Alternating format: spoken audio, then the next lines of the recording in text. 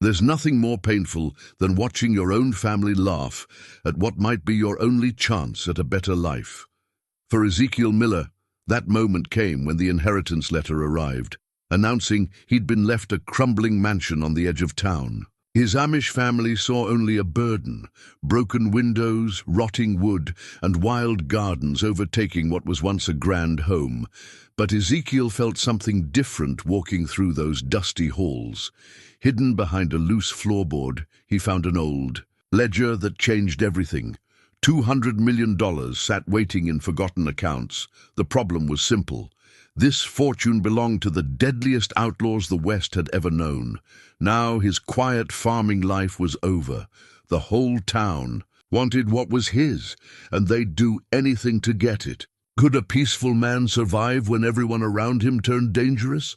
Before we jump back in, tell us where you're tuning in from. And if this story touches you, make sure you're subscribed, because tomorrow I've saved something extra special for you. The morning sun cast long shadows across Ezekiel Miller's modest farm as he gripped his hand-carved walking stick, a piece of smooth oak he'd shaped with his own hands 30 years ago. The stick bore the gentle wear of decades, its surface polished by countless walks across these familiar fields. Every groove told a story of quiet mornings, thoughtful evenings, and the steady rhythm of a life lived simply. At 62, Ezekiel had never married, never ventured far from the rolling hills of Lancaster County. His weathered hands spoke of honest labor, calloused from plowing, gentle from tending animals, steady from crafting furniture in his workshop behind the barn. The Amish community had always accepted his bachelor status without question. Some men were called to family life, others to serve the community in different ways. Ezekiel had found his purpose in the land itself, in the careful stewardship of the small farm his father had left him. His nearest neighbors, the Yoder family, lived just over the hill. Samuel Yoder had been his childhood friend, and their friendship had deepened through the decades despite their different paths. Where Samuel had married young and raised 7 children, Ezekiel had remained solitary, finding companionship in the changing seasons and the gentle company of his draft horses, Magnus and Bell. The inheritance letter had arrived 3 days ago, delivered by the English Postal Service to the small mailbox at the end of his gravel drive. The envelope bore the return address of Hartwell and Associates, attorneys at law, from the frontier town of Cedar Falls, some 200 miles west. Ezekiel had stared at the formal script of his name, Mr. Ezekiel Miller, written in careful penmanship that suggested serious business. Inside, the letter had been brief but startling. A distant relative, one Jeremiah Blackwood, had passed away and left Ezekiel his estate, a Victorian mansion on the outskirts of Cedar Falls, along with the surrounding 10 acres. The lawyer's letter mentioned that Mr. Blackwood had spent considerable effort tracing his family lineage before his death, discovering that Ezekiel was his closest living relative through a great-grandmother's side of the family. That evening, Ezekiel had walked the familiar path to the Yoder farm to share the news. The large kitchen had been filled with the warm smells of fresh bread and the gentle chatter of children finishing their evening chores. Samuel's wife, Ruth, had welcomed him with a knowing smile. She'd always been able to read his moods. "Something's troubling you, Ezekiel," she'd said, setting a cup of coffee before him without being asked. When he'd shared the contents of the letter, the reaction had been swift and unanimous. Samuel had chuckled, shaking his grey head. "A mansion? What would you do with such a thing? You can barely keep up with this little farm." The children had giggled at the thought of Uncle Ezekiel in a grand house. "Will you wear fancy clothes?" asked 10-year-old Mary, causing another wave of laughter. Even Ruth, usually the most diplomatic of the family, had smiled gently. "Perhaps you could sell it if it's worth anything, though from what I hear of these old English houses, they're often more burden than blessing." The conversation had moved on to other topics: the upcoming harvest, the new foal in Samuel's stable, the community barn raising planned for next month. But Ezekiel had noticed the subtle glances, the way the family exchanged looks when they thought he wasn't paying attention. He'd seen that look before, the mixture of affection and concern that people reserved for relatives who made impractical decisions. Walking home that night, his carved stick tapping rhythmically against the packed earth, Ezekiel had felt the weight of their gentle dismissal. It wasn't cruel. The Yodas were among the kindest people he'd ever known, but their laughter had carried an assumption that stung more than he cared to admit. They saw him as a simple man who'd lived a simple life, someone who wouldn't know what to do with anything more complicated than planting corn and milking cows. The truth was, Ezekiel had always felt there was more to him than his quiet exterior suggested. In his youth, before he'd fully committed to the plain life, he'd read voraciously, borrowed books from the English library in town, studied maps of distant places, dreamed of adventures beyond these rolling hills. But duty and faith had kept him rooted, and over the years he'd convinced himself that contentment with less was a virtue. Now, staring at the lawyer's letter in the lamplight of his simple kitchen, those old stirrings had returned. Cedar Falls was described as a rough frontier town, the kind of place where cattle drives ended and fortunes were won and lost. The mansion itself was painted in the lawyer's careful prose as a substantial Victorian structure, though in need of considerable repair due to years of vacancy. The practical voice in Ezekiel's head, the voice that sounded remarkably like Samuel Yoda, suggested he should simply sign whatever papers were necessary to sell the property and donate the proceeds to the community.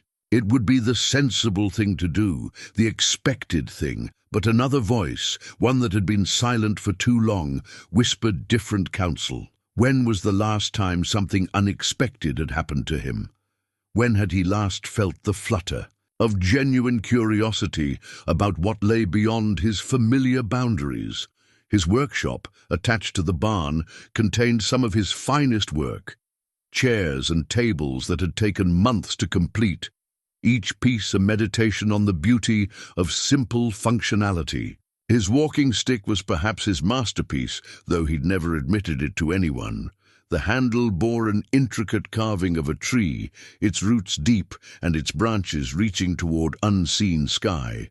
He'd carved it during his father's final illness, working on it in the evenings as he sat beside the old man's bed. Every man needs something that calls him forward, his father had whispered one night, watching Ezekiel's careful work on the stick. Even if it's just to the next field over. Those words came back to him now as he held the inheritance letter. Perhaps this unexpected gift was exactly that, a call forward, even if just to see what lay in the next field over. The decision, when it came, felt both impulsive and inevitable. He would make the journey to Cedar Falls, not to sell sight unseen, but to see for himself what this Jeremiah Blackwood had left him. The autumn harvest was nearly complete, and Magnus and Belle could rest in Samuel's pasture for a week or two. The Yodas would keep an eye on his place. They always did when he made his rare trips to town. 3 days later, as dawn broke over his small farm, Ezekiel loaded a simple travel bag into the back of the wagon he'd borrowed from Samuel. His walking stick rested beside him on the driver's bench, a faithful companion for whatever lay ahead. The last thing he saw as he guided the wagon down his gravel drive was the mailbox where the letter had arrived, standing like a simple monument to the moment when his quiet life had taken an unexpected turn. Behind him, the small farmhouse sat peaceful in the morning light, patient and unchanging, waiting for his return. But as the wagon wheels found the rhythm of the main road and his farm disappeared behind the rolling hills, Ezekiel felt something he hadn't experienced in decades, the electric anticipation of not knowing exactly what tomorrow would bring. The journey to Cedar Falls would take 2 days if the weather held. He had no idea that by the time he saw his farm again, everything about his understanding of himself, his family, and his place in the world would be forever changed. The first glimpse of Cedar Falls came as Ezekiel's wagon crested a dusty hill on the second afternoon of his journey. The town sprawled before him, like a collection of weathered wooden blocks scattered by a giant's hand, false-fronted buildings lining a wide main street, corrals and loading pens stretching toward the railroad tracks, and beyond it all, the mansion. Even from a distance, the Victorian house commanded attention. 3 stories of faded grandeur rose from a hill overlooking the town, its elaborate, gingerbread trim casting intricate shadows in the afternoon sun. Broken shutters hung at odd angles, and several windows gaped like missing teeth, but the structure's bones remained proud and defiant against the endless sky. Ezekiel had expected to feel overwhelmed by the sight of his inheritance. Instead, as he guided his tired horses down the slope toward town, he felt an unexpected kinship with the old house. Like him, it stood apart from its surroundings, neither fully abandoned nor completely at home in this rough frontier settlement. The lawyer Hartwell proved to be a nervous young man with ink-stained fingers and a habit of adjusting his spectacles when discussing anything remotely complicated. His office occupied the 2nd floor above the town's general store, reached by an external staircase that creaked ominously under Ezekiel's boots. "Mr. Miller, I must say, you're not at all what I expected," Hartwell said, shuffling through papers. On his cluttered desk, "When I researched your address, I assumed, well, I thought perhaps you might be more what?" Ezekiel asked mildly, settling his walking stick against his knee. "More prepared for this sort of inheritance. The Blackwood estate is quite unique, you understand. Jeremiah was, how shall I put this, an unconventional man. The legal documents were straightforward enough. Jeremiah Blackwood had indeed been a distant relative, and the inheritance was legitimate and unencumbered. But Hartwell's nervous energy suggested there were complications he wasn't eager to discuss. "The house has been vacant for nearly 5 years, the lawyer explained, handing over the heavy iron key. "Jeremiah kept to himself in his final years. Some folks in town have, well, they have theories about what he might have left behind." "What sort of theories?" Hartwell's spectacles required another adjustment. "Jeremiah came to Cedar Falls in the 1870s with considerable wealth, but he was always secretive about its source.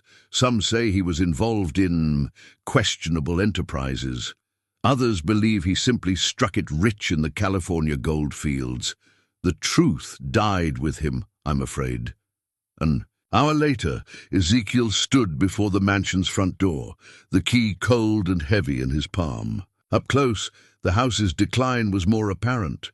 Peeling paint, sagging porch boards, windows clouded with years of dust. But the craftsmanship remained remarkable. Someone with genuine skill and unlimited resources had built this place. The key turned with surprising ease, and the door swung open with a prolonged creak that echoed through the entry hall. Ezekiel stepped inside, his walking stick tapping against warped floorboards, and found himself in a world frozen in time. Dust motes danced in shafts of afternoon light streaming through grimy windows. A grand staircase swept upward to the 2nd floor, its oak banister carved with the same attention to detail Ezekiel appreciated in fine furniture. Faded wallpaper depicted pastoral scenes that might once have been cheerful, but now seemed melancholy in the dim light. He spent the first hour simply walking through the rooms, his footsteps echoing in the emptiness. The parlor contained furniture, draped in dusty sheets, shapes that suggested prosperity, but revealed little about the man who had lived here. The dining room boasted a table large enough to seat 12, though it was hard to imagine Jeremiah Blackwood, described by Hartwell, as a recluse, entertaining guests.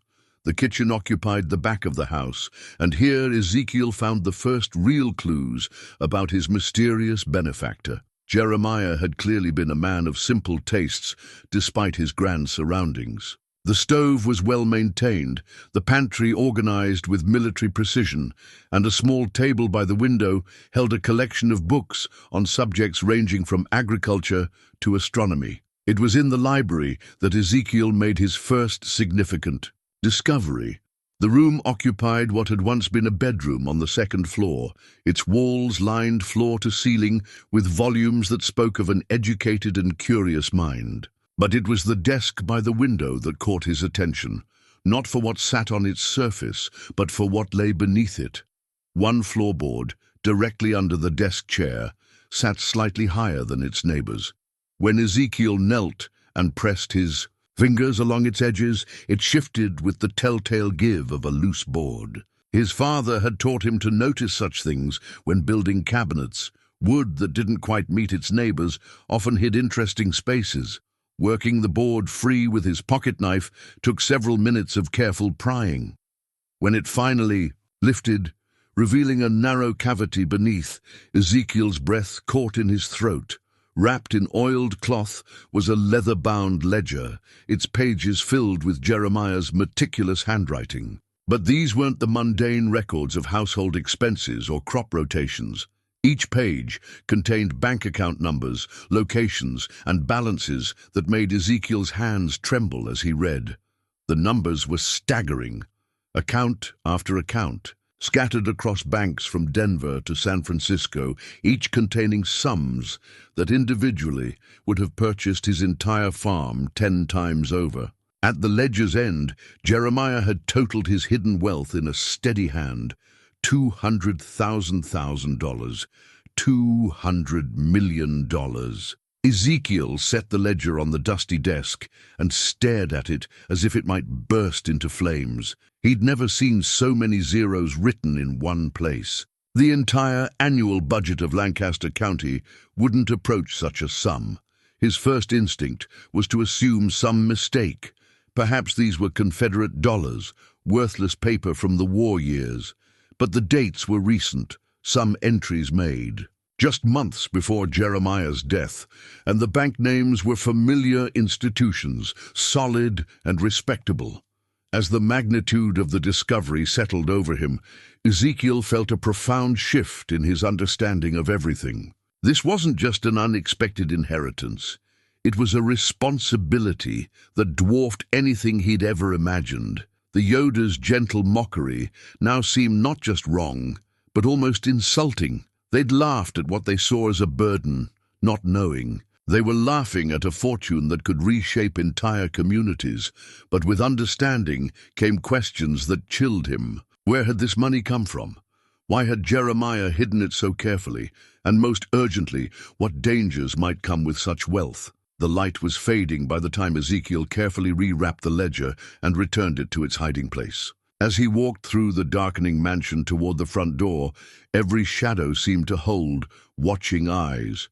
Every creak of settling wood sounded like footsteps. Standing on the front porch as full darkness settled over Cedar Falls, Ezekiel gripped his walking stick and stared out at the lights beginning to twinkle in the town below. Somewhere down there, Lawyer Hartwell was probably finishing his supper, unaware that his nervous theories about Jeremiah's questionable enterprises had just taken on terrifying new dimensions. The simple Amish farmer who had left his small homestead 2 days ago was gone forever.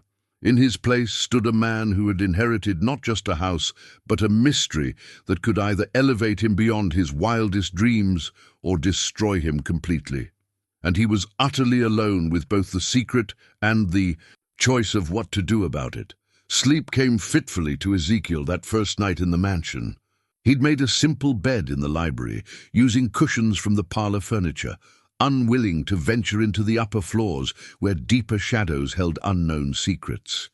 Every settling timber, every whisper of wind through broken shutters made him grip his walking stick tighter and strain his ears for sounds that might not be natural. Dawn brought practical concerns that helped quiet his churning thoughts. He needed to understand more about Jeremiah Blackwood before he could decide what to do with the hidden fortune. The ledger had been a shock, but it was only one piece of a larger puzzle. His first discovery came in Jeremiah's bedroom, a faded photograph tucked into the frame of the dresser mirror. The image showed a younger version of the mansion's previous owner standing beside what appeared to be a railroad car, but it wasn't the setting that made Ezekiel's blood run cold. It was the other men in the photograph, even in the sepia tones of the old image. Their faces carried the hard edges of violence. Gun belts hung low on their hips, and their eyes held the calculating stare of predators. One man in particular dominated. The group, tall, broad-shouldered, with a mustache that couldn't soften the cruel line of his mouth. Someone had written names on the photograph's back in pencil, but years had faded the writing to barely legible scratches. Ezekiel could make out J. Blackwood beneath the figure he now recognized as his benefactor, but the other names were mysteries. One looked like Dalton, another might have been Hayes. The tall man's name was completely illegible, erased by time and handling.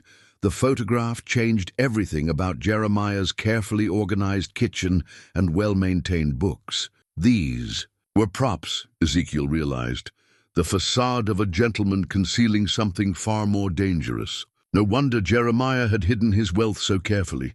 Men like those in the photograph didn't earn their fortunes through honest labor. That morning, Ezekiel walked down the hill into Cedar Falls proper, the photograph tucked carefully in his vest pocket. He needed information, and small towns were usually repositories of local history, even if that history was sometimes more legend than fact. The Cedar Falls General Store occupied a central position on Main Street, its covered porch, serving as an unofficial gathering place for men who had time to whittle and opinions to share. Ezekiel approached the group with the careful courtesy his Amish upbringing had taught him, nodding respectfully to the three older men who looked up as he climbed the steps. "You'd be the fellow inherited old Jeremiah's place," said a man with silver whiskers and knowing eyes. "Word travels fast in a town this size. Name's Pike, Tom Pike. Used to be sheriff here before my knees gave out." "Ezekiel Miller. Pleased to meet you. Amish, ain't you?" Pike's tone was curious rather than hostile. "Long way from Pennsylvania to inherit a mansion in Cedar Falls. Jeremiah never mentioned having family. We weren't close. I'm still learning about him myself." Pike exchanged glances with his companions, and Ezekiel sensed an opportunity. He pulled out the photograph, handling it carefully. "I found this among his things. Wondered if you might recognize any of the faces." The reaction was immediate and electric. Pike's weathered face went pale, and one of the other men actually stepped backward. "Where exactly did you find this?" Pike's voice had lost its casual friendliness. "In his bedroom." "Why? Do you know these men?" Pike studied the photograph for a long moment before handing it back, with hands that weren't quite steady. "Some faces. A man doesn't forget, even when he wishes he could. That there's the Dalton gang, meanest bunch of train robbers and murderers this territory ever saw.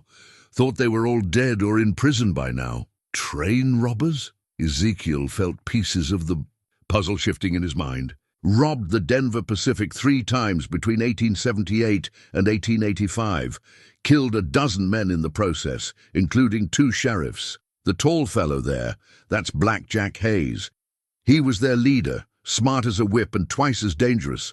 Had a reputation for always planning 3 moves ahead." Pike paused, studying Ezekiel's face carefully. "What I can't figure is why Jeremiah would have a photograph with those devils. He always claimed to be a retired businessman from back east." "Maybe he wasn't what he seemed," Ezekiel said quietly. "Maybe not. But if that's true, and if you're thinking of staying in that mansion, you might want to consider that some secrets have a way of catching up with folks, even after they're dead." The warning hung in the air as Ezekiel thanked the men and walked back up the hill toward the mansion. His mind raced with implications.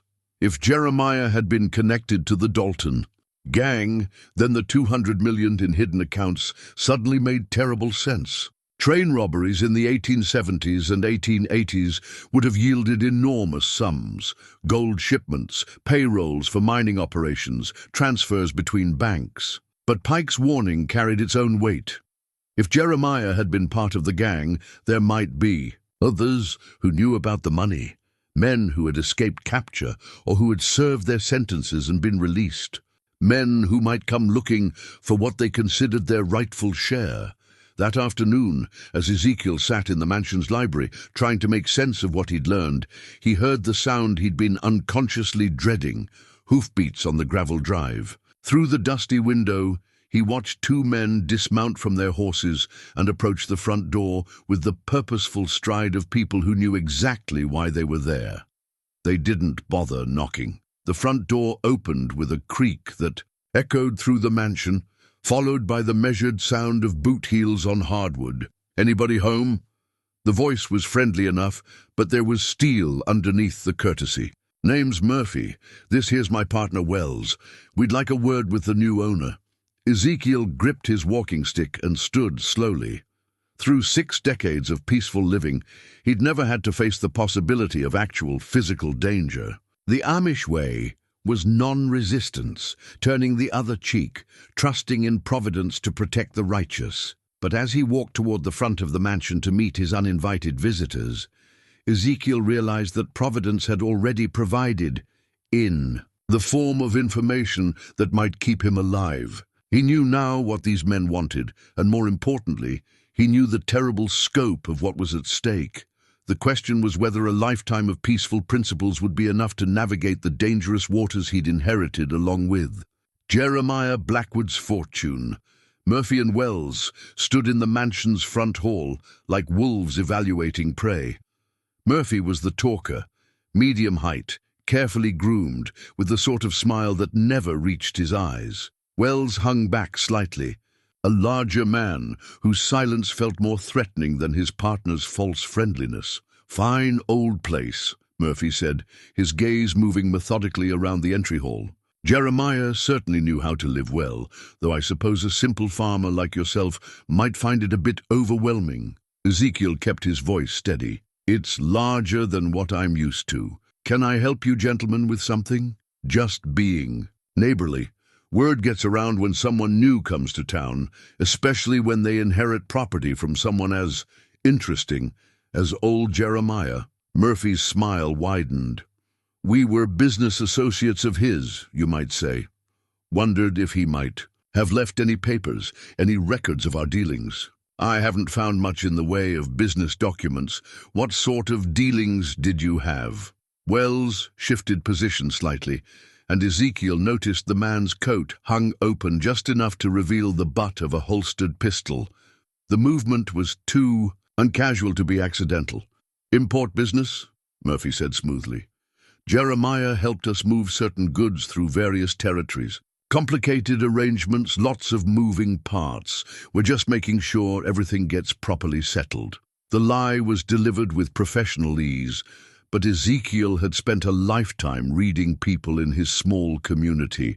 Deception had a particular weight to it, a careful construction of words that honest men didn't need. "I see. Well, as I said, I haven't come across any business papers yet. If I do, how might I contact you?" "Oh, don't trouble yourself with that," Murphy replied. "We'll be around. Small town like this, we're bound to run into each other again soon." The threat was delicate but unmistakable. After the men left, Ezekiel stood in the silent hallway for several minutes, his knuckles white around his walking stick. His peaceful worldview was cracking under the pressure of reality. These weren't men who would be deterred by polite refusals or legal niceties. The rest of that afternoon, he threw himself into exploring the mansion with renewed urgency. If Jeremiah had hidden the ledger, what else might be concealed within these walls? The answer came in the mansion's cellar, behind a wine rack that moved more easily than its apparent weight should have allowed. The hidden space revealed Jeremiah's true nature with shocking clarity.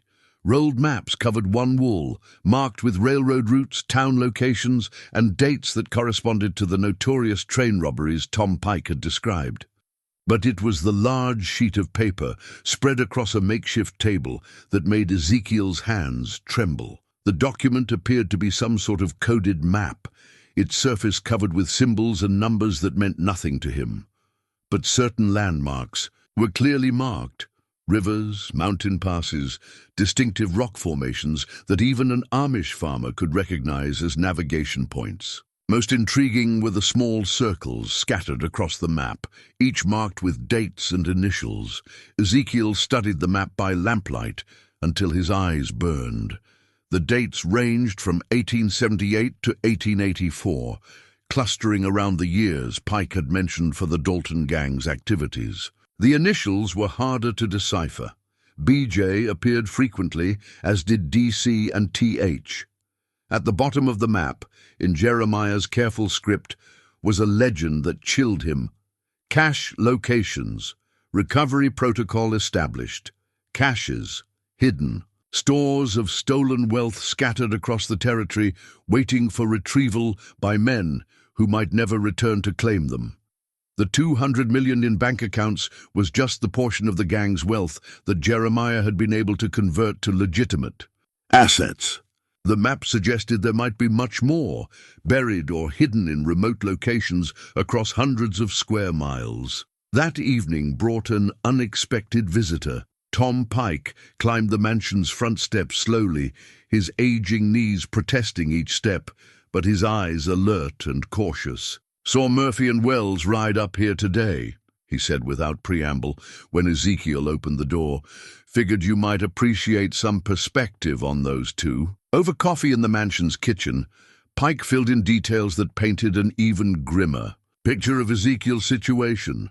"Murphy's been in and out of Cedar Falls for years," Pike explained. "Always has money, never seems to work for it. Wells is muscle. Killed a man in Dodge City back in '82, served 5 years and got out mean as ever. They're part of what's left of the old gangs, the ones smart enough to avoid rope or bullets." "What do they want here?" Pike's weathered fingers drummed against his coffee cup. "Same thing every surviving gang member wants, their share of what was taken. Problem is, most of the original gang is dead or scattered. Leaves men like Murphy and Wells to argue over the scraps. And they think Jeremiah had information about those scraps. More than think. No, see, Jeremiah wasn't just a gang member, he was their banker. Smart fellow, educated, could read and write better than most. He kept track of where everything was hidden, made maps, maintained records. When the gang finally broke up, he was the only one who knew where all the bodies were buried, so to speak." Pike leaned forward, his voice dropping. "Here's what worries me about your situation, Mr. Miller. If Murphy and Wells are here, others will follow. Word travels on the outlaw telegraph faster than any other kind. They'll come looking for Jeremiah's records, and they won't be as polite as Murphy was today. What would you do in my position?" The old sheriff was quiet for a long moment, staring into his coffee as if it held answers. "Honest truth. I'd burn this place to the ground and head back to Pennsylvania fast as my horses. Could carry me. But I'm guessing you're not the running kind, or you wouldn't have come here in the first place." Pike was right. The simple Amish farmer who had left his small homestead was indeed gone, replaced by someone Ezekiel was still getting to know. This new version of himself looked at the coded map and saw not just danger, but a puzzle to be solved. He thought about Murphy's threatening smile and felt not just fear, but a strange kind of anger he'd never experienced before. "If I were to stay," Ezekiel said carefully, "what would I need to know?" Pike smiled grimly. "First lesson, trust no one completely, including me. Second lesson, in this business, the man who knows the most has the best chance of living the longest. Third lesson," Pike's hand moved to rest on the pistol at his hip, "sometimes peaceful principles have to bend before they break completely." As Pike left that night, Ezekiel stood in the mansion's doorway and looked out at the lights of Cedar Falls. Somewhere down there, Murphy and Wells were probably planning their next move. Somewhere beyond the horizon, other men were learning about Jeremiah's death and making their own plans. The inheritance had become a battleground, and Ezekiel Miller was discovering he had no choice but to learn how to fight. The antique revolver lay in Ezekiel's trembling hands like a piece of cold destiny. He'd found it that morning in what had once been Jeremiah's study, hidden in a secret drawer behind the desk. A Colt .45 with ivory grips worn smooth by years of handling. Beside it lay a box of cartridges and a leather holster that bore the Unmistakable marks of regular use. Everything about the weapon spoke of violence barely contained. The barrel showed the patina of careful maintenance. The cylinder turned smoothly under his thumb, and the ivory grips were yellowed with age and stained with what might have been blood. This wasn't a gentleman's showpiece. It was the tool of a man who had killed. Ezekiel set the revolver on the desk and stared at it as if it might spring to life. 6 decades of Amish teaching screamed against even touching such a thing. "Thou shalt not kill" wasn't merely a commandment in his community, it was the foundation of everything they believed about how men should live with one another. But Pike's warning echoed in his memory. Sometimes peaceful principles have to bend before they break completely. That afternoon brought the test Pike had predicted. Ezekiel was in the mansion's parlor, trying to decipher more of Jeremiah's coded map when he heard horses in the drive again. This time, there were more of them, at least 4, maybe 5. Through the dusty curtains, he watched 6 men dismount and spread out around the mansion with military precision. These weren't casual visitors like Murphy and Wells. These men moved with the coordinated purpose of predators who had planned their approach carefully. Murphy appeared on the front porch, but his earlier pretense of politeness had evaporated. "Miller," he called out, "we need to talk and we're not leaving until we do. Come out here or we're coming in." Ezekiel's mouth went dry. The revolver lay upstairs in Jeremiah's study, but even if he could reach it, what then? He'd never fired a gun in his life, never raised his hand in violence against another human being. The Amish way was to submit to persecution rather than resist it with force. But as he walked toward the front door, his carved walking stick steady in his grip, Ezekiel realized something had fundamentally changed within him. The simple farmer, who would have submitted to whatever these men demanded, was gone, replaced by someone who understood that submission might mean not just his own death, but the loss of resources that could help entire communities. He opened the doctor but remained in the threshold, using the frame as partial cover, while keeping his voice calm and measured. "What is it you want, Mr. Murphy?" "Don't play games with me, old man. Jeremiah had records, maps, account numbers, locations.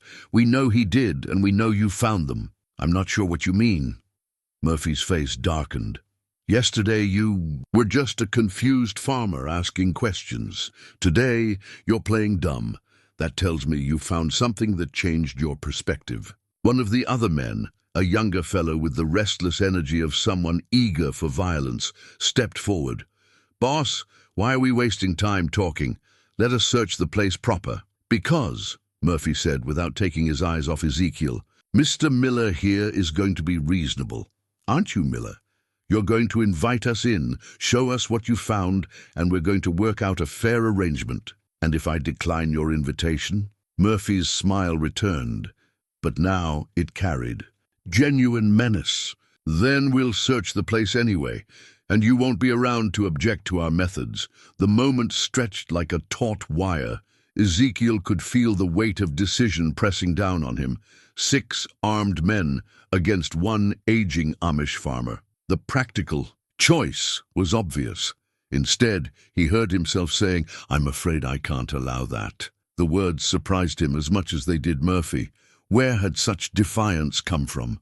Perhaps from the photograph of Jeremiah standing with killers, or from the coded map showing a lifetime of stolen wealth, or from the simple realization that some things were worth fighting for, even when the fight seemed hopeless. Murphy's hand moved toward his gun. "Last chance, Miller." That's when the shot rang out. The bullet splintered the porch post inches from Murphy's head, and suddenly everyone was diving for cover. Ezekiel threw himself backward into the mansion's hallway as return fire erupted from the men outside. From somewhere beyond the corrals came Tom Pike's voice, amplified by a speaking trumpet. "This is Sheriff Pike. You men are trespassing on private property. Throw down your weapons and surrender." Sheriff Pike. Ezekiel had thought the man was retired. The gun battle that followed lasted only minutes, but felt like hours. Pike had brought help. Ezekiel could hear multiple rifles firing from different positions around the mansion's grounds. Murphy's men, caught in the open, found themselves pinned between the house and Pike's improvised posse. When the shooting stopped, 2 of Murphy's men lay wounded in the gravel drive. Murphy himself had taken cover behind their horses, his earlier confidence shattered. "Pike!" Murphy called out. "This doesn't concern you." "Murder concerns me plenty," Pike replied, stepping into view with a Winchester rifle cradled in his arms. "Threatening citizens of my town concerns me more. You ain't sheriff anymore, old man." "Funny thing about that," Pike said, pulling a badge from his vest pocket. "Town council asked me to take the job back this morning. Seems they heard there. Might be trouble."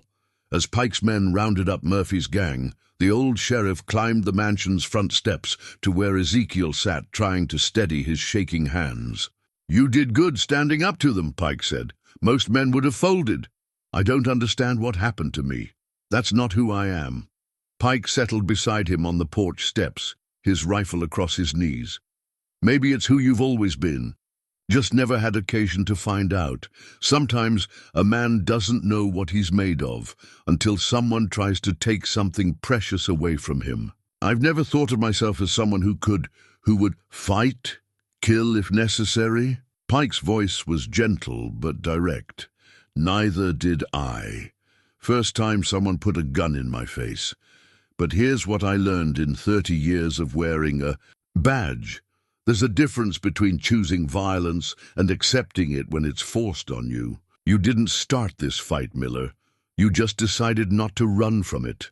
That evening, after Murphy and his surviving men had been locked in the town jail, Pike returned to the mansion with disturbing news. Got word from the territorial marshal's office.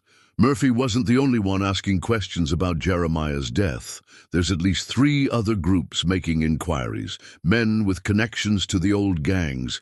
This was just the opening move. Ezekiel had spent the intervening hours coming to terms with what Pike had said about not running from forced violence. The antique revolver now lay on the kitchen table between them, no longer seeming quite so foreign in his hands. How many men are we talking about? Hard to say. Could be a dozen, could be 50. Depends how much money they think is at stake. Pike paused, studying Ezekiel's face. "Which brings me to a question I've been avoiding. Just how much money are we talking about?" Ezekiel looked at this man who had risked his life for a stranger, who had pinned on a badge again to protect someone he barely knew. Trust had to start somewhere. $200 million. At least. Pike's weathered face went very still. "Jesus, Mary, and Joseph," he whispered. "No wonder they're willing to kill for it." "There's more. Maps showing cache locations across the territory. Jeremiah wasn't just part of the gang. He was their record keeper. Every robbery, every hiding place, every account." Pike was quiet for a long time, staring at the revolver on the table. When he spoke, his voice carried the weight of hard experience. "Miller, what I'm about to say goes against every instinct I've developed in 40 years of law enforcement. But given what we're facing, I think you need to learn how to use that gun, because the next group that comes for you won't be as careless as Murphy was." Ezekiel picked up the revolver, feeling its weight settle naturally into his palm. The carved tree on his walking stick had deep roots but reaching branches. Perhaps it was time to discover how far those branches could extend when the winds of necessity demanded it. The train schedule from 1885 was tucked between the pages of a Bible, of all places, a detail that struck Ezekiel as particularly bitter. Someone had used the good book to hide the planning of multiple murders and robberies, the sacred pages concealing routes and timing for acts that violated every commandment. The document was professionally printed on railroad letterhead, but the margins were filled with handwritten notes in multiple hands. Arrival times were circled, cargo manifests noted, and guard rotations carefully documented. At the bottom of the page, in Jeremiah's precise script, were the chilling words, "Denver Pacific eastbound, 2.3 million gold shipment, minimal security." Pike whistled low when Ezekiel showed him the discovery. That was the big one, the robbery that made the Dalton gang legendary. They hit that train just outside Pueblo, killed 6 men including the conductor and 2 passengers who tried to resist. Biggest single haul in Colorado Territory history. So the money I found, stolen gold, melted down and converted to legitimate assets over the years. Jeremiah was smart about it, patient. Instead of trying to spend it all at once like most outlaws, he invested it, moved it through different. Banks made it look clean. They were sitting in the mansion's kitchen, the train schedule spread on the table between them like evidence of original sin. 3 days had passed since the confrontation with Murphy's gang, 3 days of relative peace that Pike warned wouldn't last. "We need to talk about your family," Pike said suddenly. "Word's going to reach Pennsylvania eventually about what happened here. These men won't hesitate to use innocent people as leverage." The thought hit Ezekiel like a physical blow. In all, his focus on the immediate danger, he'd forgotten that his actions here could endanger the people he'd left behind. Samuel and Ruth Yoder, their children, they had no idea what forces might soon come looking for information about Ezekiel Miller's inheritance. How quickly could word travel? Telegraph lines run to most major cities now. A man with money and connections could have people watching your farm within a week. That afternoon, Ezekiel composed the most difficult letter of his life. How did you explain to peaceful people that their gentle neighbor had inherited a fortune built on violence? How did you warn them about dangers they couldn't possibly understand? He kept it simple. Urgent family business, requiring extended absence, possible visitors asking questions about his inheritance, request that Samuel contact the local sheriff if anyone seemed threatening. It wasn't the whole truth, but it was enough to put them on guard. The letter went out on the evening train, along with a substantial bank draft, the first money Ezekiel had accessed from Jeremiah's accounts. If danger was coming to his friends, at least they would have resources to protect themselves. But even as he took these precautions, Ezekiel felt the weight of transformation settling over him like an unfamiliar coat. The man who had written that letter was no longer the simple farmer who had left Pennsylvania. This new version of himself thought strategically about threats and countermeasures, considered the tactical advantages of the mansion's layout, and practiced drawing Jeremiah's revolver until his movements were smooth and natural.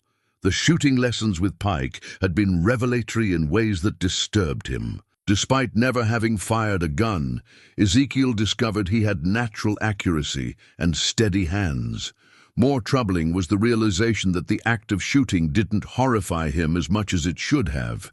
Each target hit felt less like a violation of his principles and more like necessary preparation for survival. "You're taking to this faster than most," Pike observed as Ezekiel's 6th shot in a row hit the center of their makeshift target. "Most men need months to develop that kind of consistency. Perhaps necessity is a harsh teacher. Perhaps. Or perhaps you've got more of your ancestors' nature than you realized." The comment stung because it felt true. Looking at the coded maps, deciphering Jeremiah's careful records, learning to handle weapons, all of it came easier than it should have for a man raised on principles of peace and simplicity. That evening brought an unexpected visitor. A woman approached the mansion on foot, her dress travel-worn and her face marked by exhaustion and fear. She knocked hesitantly at the front door, looking over her shoulder as if expecting pursuit. "Mr. Miller, my name is Catherine Wells. I believe you met my husband." Wells, the silent partner to Murphy's threats. Ezekiel kept his hand near his gun as he invited her inside, noting how she flinched at sudden movements, and spoke in the careful tones of someone accustomed to violence. "Mrs. Wells, I'm sorry, but if you've come to plead for your husband's release, I haven't." Her interruption was sharp, desperate. "I've come to warn you. Frank, my husband, he sent word to others before he was arrested. Dangerous men are coming, Mr. Miller. Men who make Frank look like a choir boy." Over coffee that she drank with shaking hands, Catherine Wells painted a picture that chilled Ezekiel to the bone. The surviving members of various outlaw gangs had formed loose alliances over the years, united by their shared knowledge that Jeremiah Blackwood had information about hidden wealth. Murphy and Wells had been scouts, sent to test the situation and report back. There's a man called Scarred Tom Morrison. He was with the James gang before they scattered. He's gathering men in Denver, promising them shares of whatever Jeremiah left behind. And there's others, Jake Hennessy from the Reno brothers, Bloody Bill Patterson, who rode with Quantrill during the war. They're not coming to negotiate. Mr. Miller, they're coming to take everything. Why are you telling me this? Catherine's laugh was bitter. Because I'm tired of running, tired of being afraid, tired of watching Frank turn into something worse every year. Because maybe if someone finally stands up to these men, the rest of us can have some peace. She reached into her traveling bag and pulled out a small leather journal. Frank kept records too. Names, locations, how to contact the different groups. I stole this before I left Denver. It might help you prepare for what's coming. After Catherine left, heading for the train station and a new life far from outlaw territories, Ezekiel sat alone in the mansion's kitchen, reading through Frank Wells' journal by lamplight. The scope of the threat was staggering. Nearly 30 men with connections to various gangs, all converging on Cedar Falls like sharks drawn by blood in the water. But as he read, Ezekiel felt something unexpected rising within him. Not fear, but a kind of cold anger. These men had built their lives on taking from others, on using violence to claim what they hadn't earned. They saw him as easy prey, another victim to be intimidated and robbed. They were about to discover how wrong they were. Gripping his walking, stick in one hand and Jeremiah's revolver in the other, Ezekiel Miller began planning not for survival, but for victory. The sheriff's badge was hidden behind a false bottom in Jeremiah's desk drawer, wrapped in an oiled cloth that had preserved it perfectly despite the passing years. The metal gleamed in the lamplight as Ezekiel lifted it from its hiding place, his hands trembling as he read the inscription, Deputy U.S. Marshal J. Blackwood, Colorado Territory, 1878. Everything he thought he knew about his inheritance shattered. In that moment, like glass striking stone, Pike's reaction was even more dramatic. The old sheriff stared at the badge as if it were a snake coiled to strike, his weathered face cycling through disbelief, recognition, and something approaching. "Oh, sweet mother of God," Pike whispered. Jeremiah Blackwood wasn't an outlaw at all. He was law. The pieces began falling into place with devastating clarity. The photograph showing Jeremiah with the Dalton gang wasn't evidence of criminal association. It was documentation of deep cover work. The meticulous records, the coded maps, the careful tracking of stolen wealth, all of it represented not a criminal's bookkeeping, but a lawman's evidence gathering. He was undercover, Ezekiel breathed. All those years, he was working to bring down the gangs from the inside. Pike picked up the badge with reverent hands. "I heard stories, rumors really, about a federal marshal who'd infiltrated the worst gangs in the territory. They called him the Ghost because he could disappear into any group of outlaws and become invisible. Most folks figured it was just frontier legend, but the evidence was irrefutable. Hidden beneath the badge was a packet of letters bearing the official seal of the U.S. Marshal Service, detailing Jeremiah's assignment and the scope of his operation. The letters painted a picture of a man who had sacrificed everything: his identity, his safety, his chance at a normal life, to bring justice to the lawless territories. The final letter in the packet was dated just months before Jeremiah's death, and its contents changed everything about Ezekiel's situation. Marshal Blackwood, your service to this office and to the cause of justice has been exemplary. The evidence you have gathered over the past decade will ensure that the surviving members of the various outlaw gangs will face prosecution for their crimes. However, we understand that your health is failing and that you wish to conclude your assignment. The recovered assets totaling $200,000 will be held in trust pending final disposition. As you have no official heirs, and as much of this wealth can never be legally returned to its original owners due to their deaths or the passage of time, we defer to your judgment regarding its ultimate distribution for the public good. Your final report and recommendations should be submitted before January 1886. Marshal Thomas Harrison, Denver District. The money isn't stolen, Ezekiel said, his voice thick with emotion. It's recovered. Jeremiah spent years infiltrating these gangs, gathering evidence and securing the wealth they had taken. He was a hero. Pike set the badge down carefully, his expression grim despite the revelation, which means every outlaw still alive who thinks they have a claim on that money is about to discover they've been hunting a federal marshal's estate, and that makes our situation 100 times more dangerous. How so? Because now we're not just dealing with criminals who want to steal money, we're dealing with criminals who think they're about to be exposed and prosecuted. Desperate men do desperate things, Miller. Men with nothing left to lose will kill anyone who might testify against them. The truth of Pike's words became apparent the next morning when they found the first body.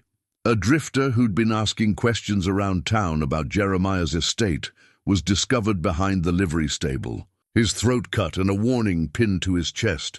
Mind your own business or join him. They're already here, Pike said, studying the crime scene with professional detachment. Probably been filtering into town for days, trying to stay invisible until they're ready to move. That afternoon brought a visitor who changed the game entirely. Ezekiel was cleaning Jeremiah's revolver when Pike arrived at the mansion with a tall, distinguished man wearing a federal marshal's badge. "Mr. Miller, this is Marshal Thomas Harrison from Denver. He's been waiting 20 years to close the book on Jeremiah's operation." Harrison was a man carved from granite, square jaw, steel-gray eyes, and the bearing of someone accustomed to authority. But when he spoke, his voice carried genuine respect. Mr. Blackwood, Jeremiah, was one of the finest lawmen I ever had the privilege to work with. What he accomplished, alone and undercover for over a decade, was nothing short of miraculous. The evidence he gathered led to the conviction or death of nearly every major outlaw leader in the Colorado Territory. But not all of them, Ezekiel said. No. Some escaped, others served their sentences and were released, and a few, the smartest and most dangerous, went underground so deep we lost track of them entirely. But they never forgot about Jeremiah's records, and they never stopped looking for their chance to recover what they consider their property. Harrison spread a map across the kitchen table, marking locations with red pins. Our intelligence suggests at least 40 men are converging on Cedar Falls. Some are acting independently, others in small groups, but they all want the same thing: access to Jeremiah's evidence so they can destroy it, and access to the recovered assets. 40 men, Pike muttered. Jesus! The irony, Harrison continued, is that most of the evidence they're so desperate to destroy has already been used. The trials are over, the convictions secured, but they don't know that. To them, Jeremiah's records represent an existential threat. Ezekiel studied the map, noting how the red pins formed a rough circle around Cedar Falls. "What are you asking me to do, Marshal?" "Legally, you're Jeremiah's heir. That gives you the authority to decide what happens to both the evidence and the recovered assets. You could walk away, sign everything over to the federal government and disappear. We'd make sure you were relocated safely, given a new identity. Or," Harrison's smile was grim, "or you help us finish what Jeremiah started. We use the fact that these men are coming to Cedar Falls to set a trap. Bring them out into the open where we can deal with them once and for all." Pike leaned back in his chair, understanding the implications immediately. "You want to use Miller as bait. I want to use Jeremiah's estate as bait. Miller would be the one making the offer, but we'd have federal agents positioned throughout the town. When the outlaws make their move, we take them all at once. And if something goes wrong, if they get through your agents—" Harrison looked directly at Ezekiel. Then you'd better be prepared to defend yourself. Because if they take you alive, they'll torture you for information until you tell them everything you know about Jeremiah's operation. The weight of decision settled over Ezekiel like a heavy blanket. He could walk away, return to his simple farm in Pennsylvania, and never think about stolen gold or hidden evidence again. It would be the safe choice, the practical choice. But as he sat in Jeremiah's kitchen, surrounded by the evidence of one man's decades-long commitment to justice, Ezekiel realized he couldn't make the safe choice. Not anymore. What would the trap involve? He asked. Harrison's smile was wolfish. We let word spread that you're willing to sell access to Jeremiah's records to the highest bidder. Set up a meeting at the mansion, neutral ground, where they can inspect the evidence before making their offers. Only instead of a simple transaction, they'll walk into the largest law enforcement operation in Colorado Territory history. And the money? The $200 million. That's up to you. As Jeremiah's heir, you have legal claim to assets that can't be returned to their original owners. You could keep it, donate it, use it however you see fit. Ezekiel looked at his walking stick, its carved tree reaching toward an unseen sky. Jeremiah had spent his life bringing justice to lawless territories. Perhaps it was time for his heir to finish the job. When do we start? He asked. The will and testament lay spread across Jeremiah's desk like a roadmap to redemption, its pages revealing the careful planning of a man who had known his time was running short. Ezekiel read through the document by candlelight, Marshal Harrison and Sheriff Pike flanking him as the magnitude of Jeremiah's final wishes became clear.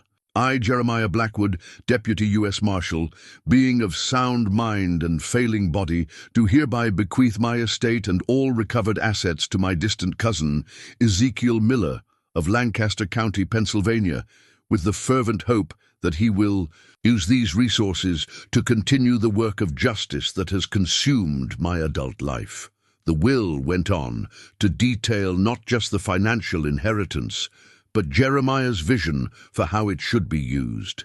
Schools for frontier children, hospitals for mining communities, support for the families of lawmen killed in the line of duty. The $200 million wasn't just wealth, it was a responsibility that could reshape the entire territory. He knew, Ezekiel said softly. Somehow he knew I would be the kind of man who wouldn't simply take the money and run. Harrison nodded grimly. Jeremiah was an excellent judge of character. He wouldn't have left this burden to someone who couldn't handle it. The past 3 days had been a whirlwind of preparation that had transformed both Ezekiel and the mansion itself. Federal agents had arrived in town under various disguises, traveling salesmen, cattle buyers, surveyors, mapping railroad routes. Each man was a veteran of frontier law enforcement, handpicked by Harrison for both skill and reliability. The mansion had become a fortress disguised as a simple dwelling. Hidden rifle positions commanded every approach, emergency signals had been arranged with the agents in town, and escape routes had been mapped in case the operation went catastrophically wrong. But the most dramatic change was in Ezekiel himself. The simple Amish farmer was gone, replaced by someone Pike barely recognized. Ezekiel moved through the mansion with purpose and authority, checking defensive positions, reviewing contingency plans, and handling Jeremiah's revolver with the easy familiarity of a man born to it. The transformation was so complete that it sometimes seemed like he was channeling Jeremiah's spirit directly. You've got his eyes now, Pike observed on the third evening, as they conducted a final review of their preparations. Same cold calculation, same willingness to do whatever's necessary. Is that troubling to you? Hell no. It's reassuring, because tomorrow night, when 40 desperate outlaws come calling, we're going to need every bit of that steel you've discovered in yourself. Word had spread through the outlaw telegraph with gratifying speed. Ezekiel Miller, naive inheritor of Jeremiah's estate, was willing to sell access to the marshal's records for the right price. The meeting was set for the following evening, neutral. ground at the mansion, with interested parties invited to inspect the evidence before making their offers. The bait had been irresistible. Harrison's agents reported movement from all directions as various outlaw groups converged on Cedar Falls. Some came alone, trusting in stealth and cunning. Others traveled in small bands, prepared for violence.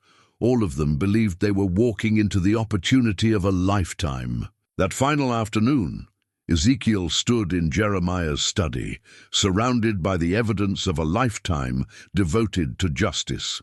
The coded maps had been decoded, revealing not just the locations of recovered wealth, but the burial sites of murdered innocents. The photograph of Jeremiah with the Dalton gang now seemed like a portrait of courage rather than criminality.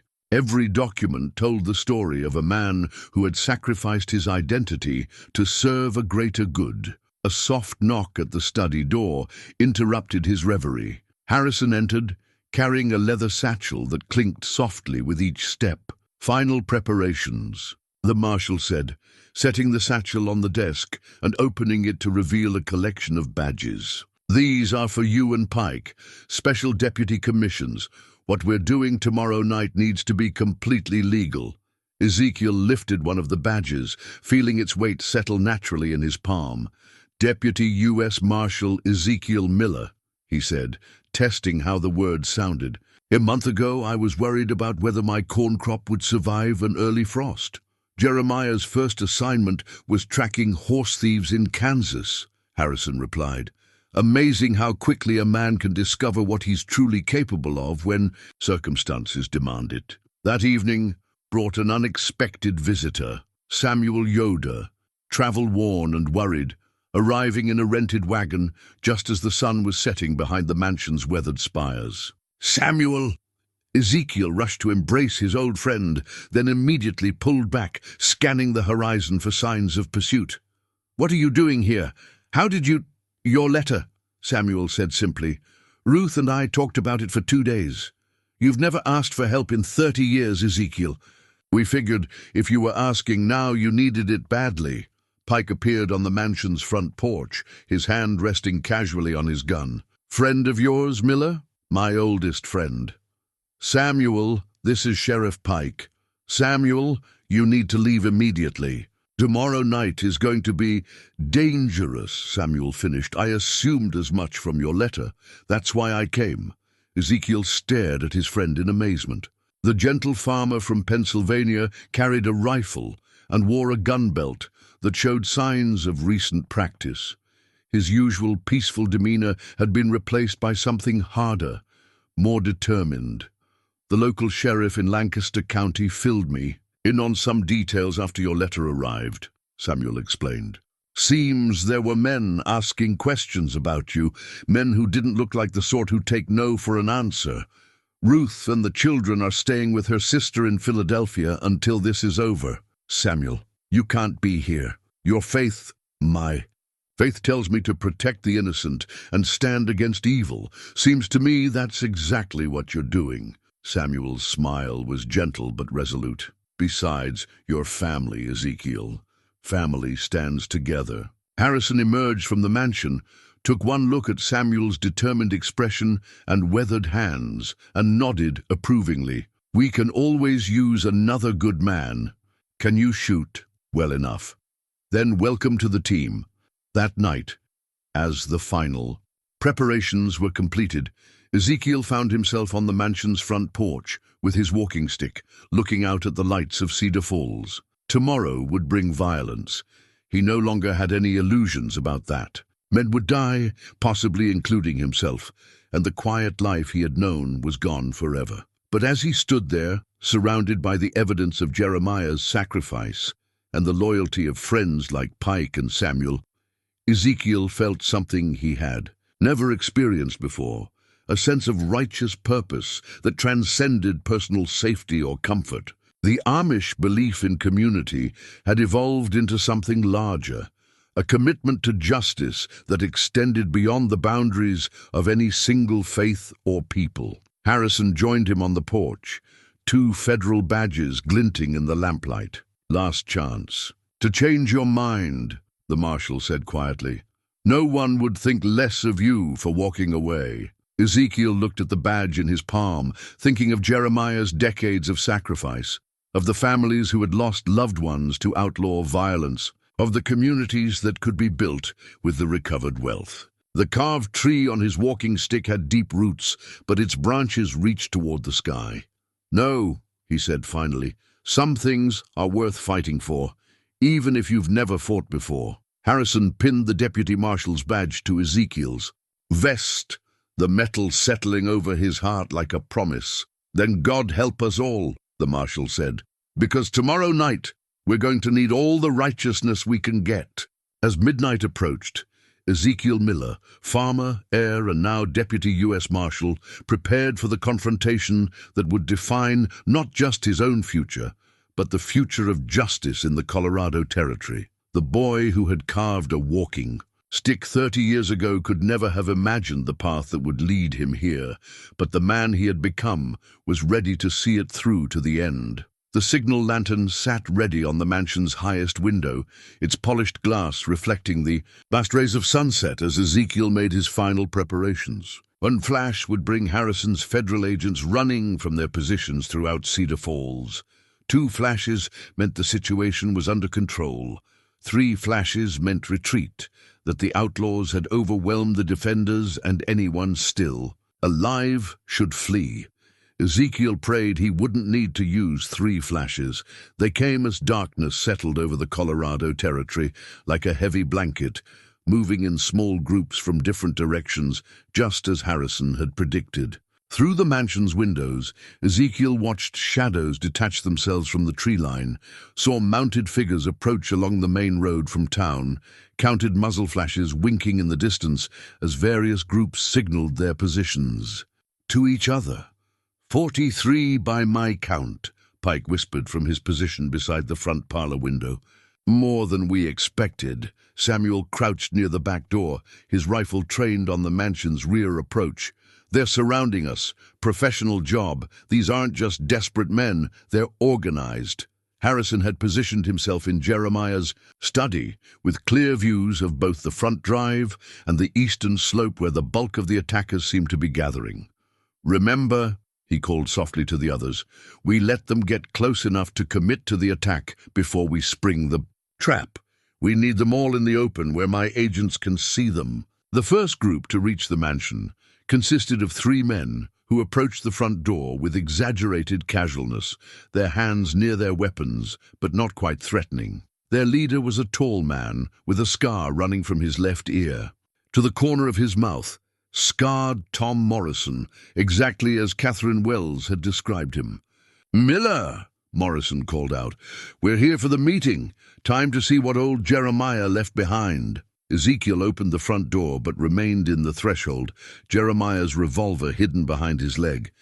"Gentlemen, I appreciate you coming all this way, though I notice you brought more friends than we discussed." Morrison's scarred face split into a grin. "Insurance, you might say. Lot of money at stake, lot of interested parties. Figured we'd best be prepared for competition." "I see. Well, the records are upstairs in the study, though I should mention that I'll need to see payment before anyone examines the documents." "Oh, we'll pay," Morrison said, his hand moving closer to his gun. "Question is whether you'll be alive to spend it. That's when the trap was supposed to spring." Harrison's agents should have emerged from their positions, surrounding the outlaws with overwhelming force.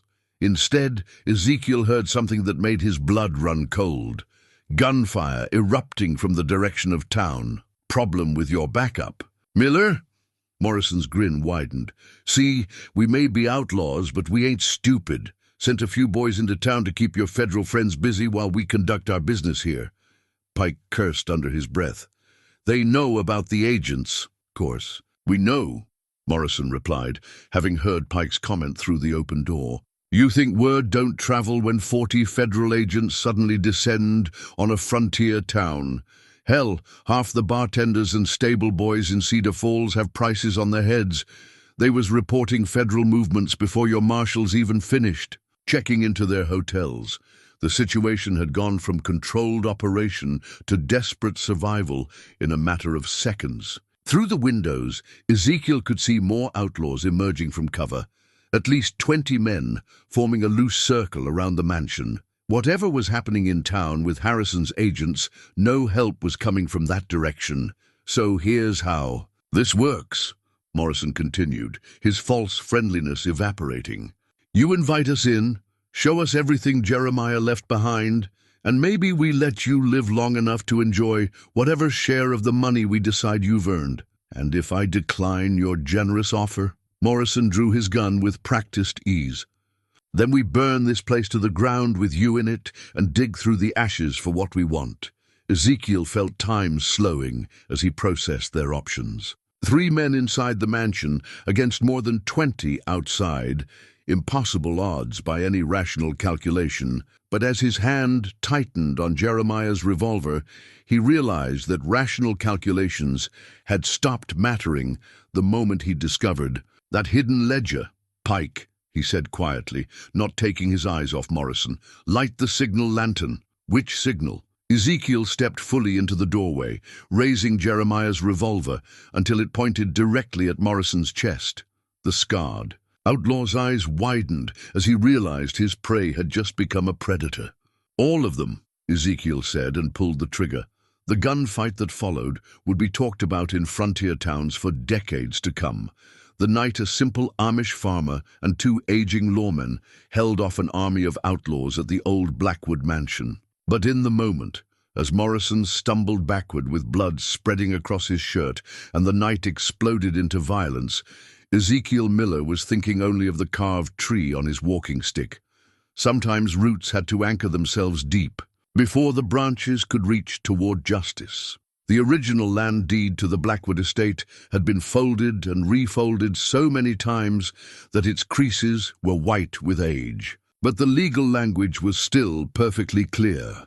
Granted to Jeremiah Blackwood, Deputy U.S. Marshal, in recognition of service to the Colorado Territory and the United States government, this property and all assets therein. The document bore official seals and signatures that no court in the territory could dispute.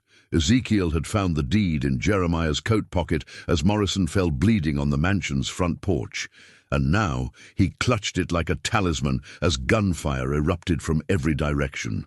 The legal proof of his inheritance might not stop bullets, but it gave weight to every shot he fired in return. Pike had taken cover behind the mansion's grand staircase, his Winchester rifle speaking with deadly accuracy each time an outlaw tried to rush the front door.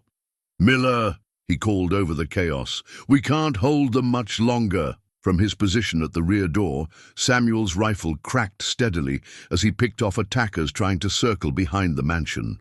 The gentle Amish farmer had transformed into something his Lancaster County neighbors would never have recognized. A man of violence, when violence was the only path to justice. "The study!" Ezekiel shouted back to Pike.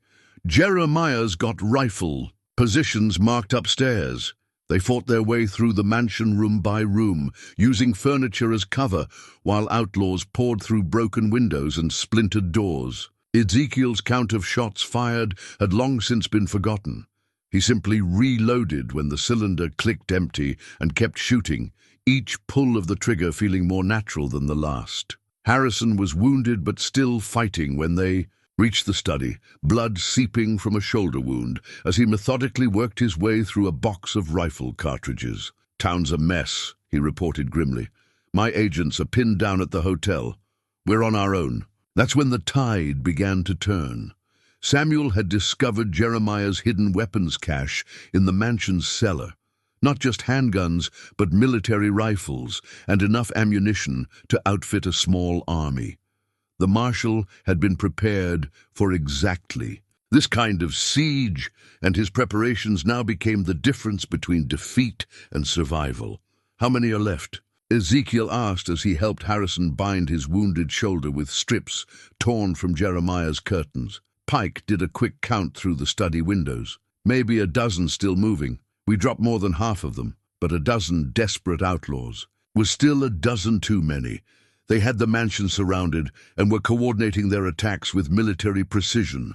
Worse, smoke was beginning to rise from the building's east wing. Someone had managed to set a fire. "We need to end this," Ezekiel said, checking the loads in both his revolver and the rifle Samuel had brought from the cache. "Before they burn us out." That's when he remembered the signal lantern. Instead of using it to call for help that wasn't coming, Ezekiel had a different idea. He positioned the lantern in the study window and began flashing a complex pattern: 3 short, 3 long, 3 short. The international distress signal, repeated over and over. The response came from an unexpected direction. Tom Pike's voice boomed across the mansion grounds, amplified by the speaking trumpet he'd retrieved from his sheriff's office. "This is Sheriff Tom Pike. This property is under the protection of the U.S. Marshals Service. Any man still on these grounds in 5 minutes will be shot as a federal criminal." The bluff worked because it wasn't entirely a bluff. Pike's badge was real, Harrison's authority was unquestioned, and Ezekiel's legal claim to the property was documented in the deed he still carried. The surviving outlaws found themselves facing not just superior firepower, but the full weight of federal law. One by one, they began to surrender. The last holdout was a young outlaw barely out of his teens, probably riding with the gangs more for excitement than profit. He'd taken cover behind the mansion's ornate fountain and was firing wildly in all directions, more in panic than strategy. Ezekiel could have killed him easily, had a clear shot from the study window, and the boy was too frightened to take proper cover. Instead, he called out, "Son, you're surrounded and outgunned. Throw down your weapon and walk away." "They'll hang me," the boy called back. "I rode with Morrison's gang." "Not if you surrender to federal authority. You'll get a fair trial."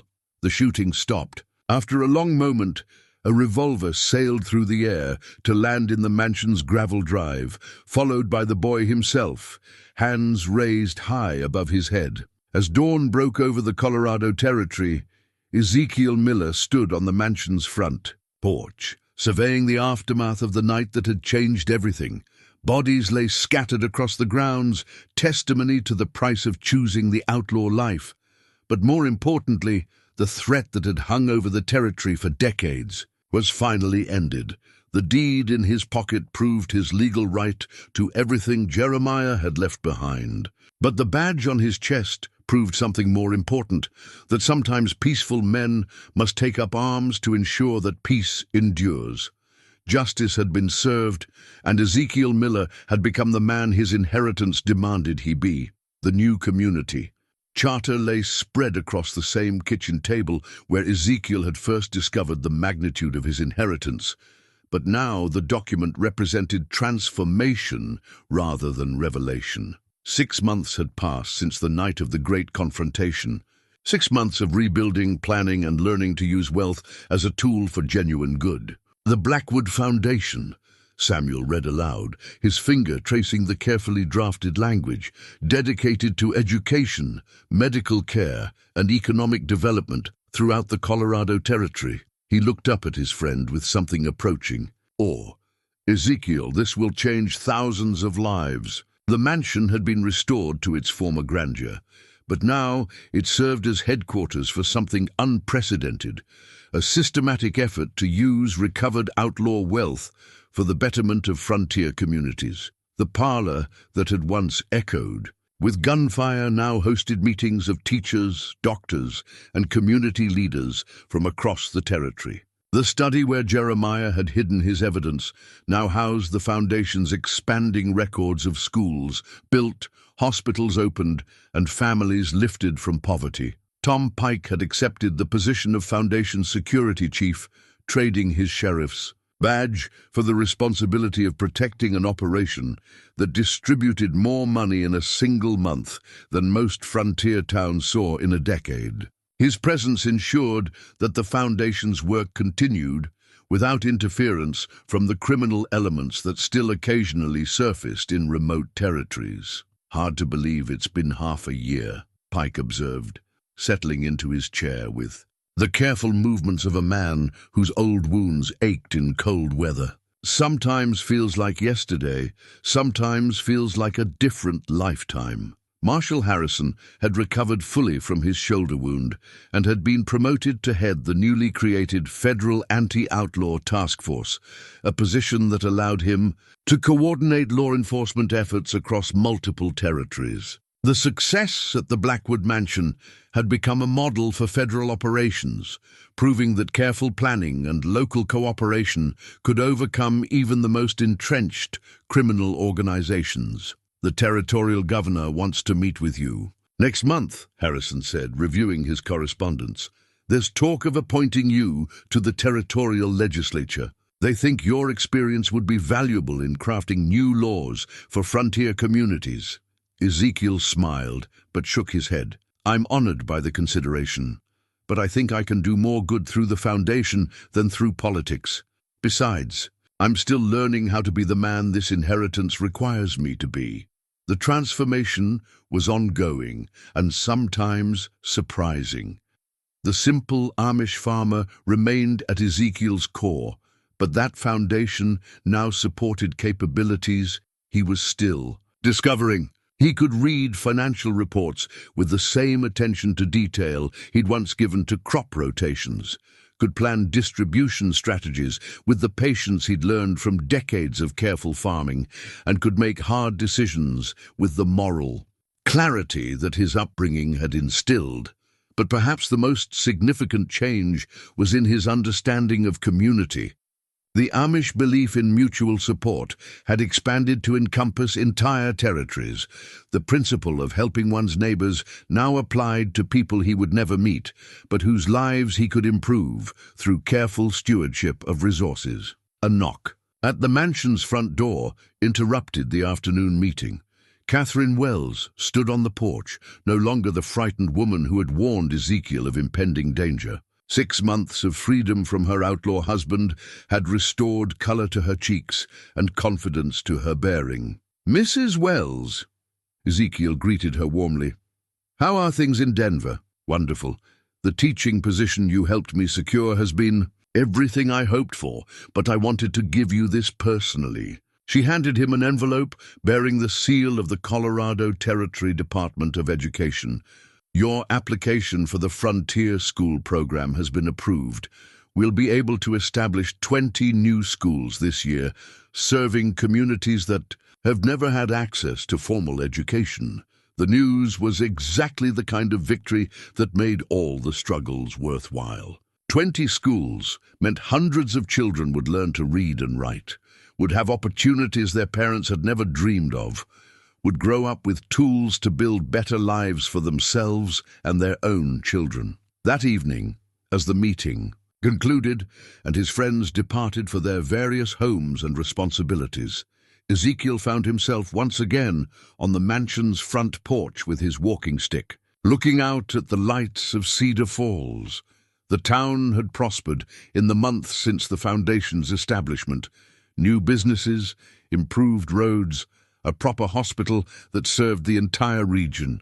Samuel joined him as the sun set behind the Colorado peaks, the two men comfortable in the silence of old friendship. "Do you ever miss it?" Samuel asked eventually. "The simple life?" Ezekiel considered the question seriously. The small farm in Pennsylvania seemed like a dream from someone else's life, peaceful, predictable, free from the weight of enormous responsibility. There were certainly days when he longed for the uncomplicated satisfaction of working with his hands, of knowing that his greatest concern was the weather's impact on his crops. "Sometimes," he admitted. "But then I think about the schools we're building, the families we're helping, the communities we're strengthening." Jeremiah spent 20 years of his life gathering this wealth and evidence. He did it so that someone would use these resources to make life better for decent people trying to build something good in hard places. The carved tree on his walking stick had become even more meaningful over the past months. Its roots ran deep, anchored in the values and faith that his Amish upbringing had given him. But its branches reached wide, extending now to encompass a vision of justice and community service that stretched across territories and touched lives he would never know personally. Ruth wants to know when you're coming home for a visit, Samuel said. The children ask about Uncle Ezekiel constantly. Soon, Ezekiel promised. Once the next round of school construction is underway, I want to show them that their uncle learned something important about what it means to be blessed with more than you need. As the stars emerged over the Colorado Territory, Ezekiel Miller, farmer, heir, deputy marshal, and now philanthropist, stood guard over an inheritance that had transformed not just his own life, but the lives of countless others. The simple man who had been mocked for accepting a worthless inheritance had become proof that sometimes the most unexpected gifts carry the greatest opportunities for good. The mansion stood behind him like a monument to the power of justice, served and wealth wisely used, while before him the lights of a prospering community testified to the enduring truth that one person's courage to do right could indeed change the world.